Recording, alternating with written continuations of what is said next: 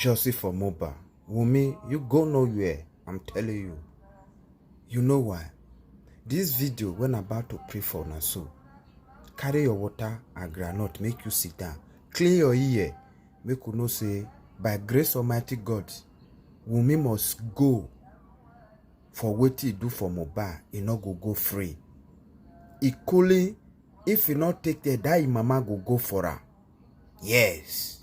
So, make una listen to this our auntie from they represent diaspora and Nigeria for Josie for Moba. God go bless you. Listen to her. Oh, I love my people. On justice for Mohbad movements in Nigeria as well as the diaspora. That's who I am. Okay, so let me just ask basically what I asked the father. So where are we on the case of late Larry Oloba? Okay, thank you very much. You know, this case actually started 20 months back. When the Lagos State government brought his body out on the 21st of September 2023, that they needed to, after a lot of cries, and that is a celebrity. He can't just die like that and just be buried like that. That they should exhume him for further investigation into his death, because he wasn't sick prior to the time, and we just heard about the fact that he died, and he was hurriedly buried. Let me put hurriedly in quotes. So when they brought him out, you know, there was a coroner inquest and all of that.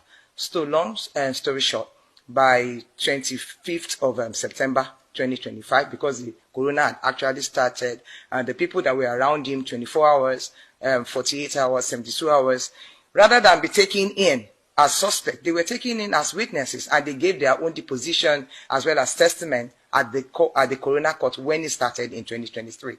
So at the point in time, on that 25th September 2024, there was a stay of proceeding, and that lasted for 5 months, you know, against the coroner court judge, magistrate to be by somebody, you know, they want to come on for one interest or the other. But eventually, the court reopened on the 28th of February 2025. And so before that stay of proceeding, there were witnesses that were supposed to come, and all of them came when the coroner reopened. We have Sam Larry, we have Naira Marley, we have the nurse, we have the doctor. There were 2 doctors. The first hospital was Kuramet. She didn't come. She has not come.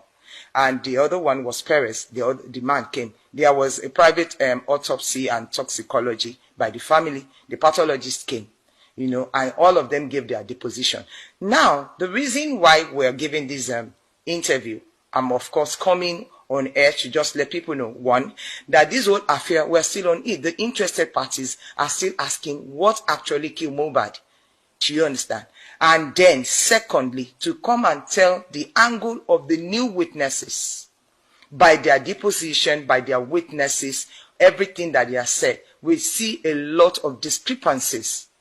Because the initial parties that came, they didn't give a right. So the partner, that's Cynthia Wunmi at the Banjo, actually said that Mohbad died in the house.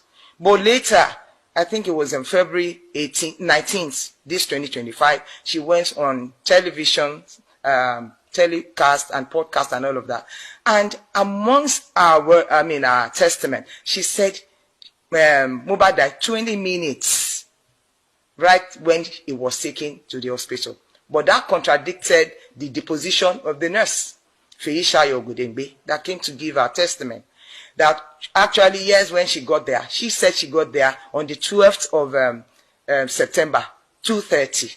But that wasn't what the driver said, because the driver came and gave his own testament in the court.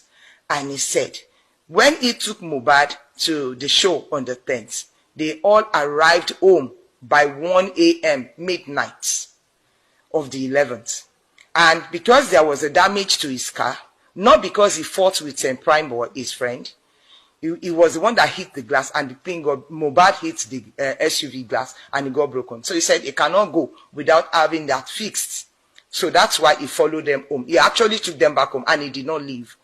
While he was there, by 3 a.m., some persons from inside, he didn't go inside to stay with them. He stayed in his car by the gates. So some persons came by 3 a.m. to tell him to take them to a pharmacist to go and buy drugs for Mohbad. And it's like, no, I can't go. I don't have fuel in my car. So they took Mohbad's car. They came back with whatever thing they bought. He didn't know. He didn't go out.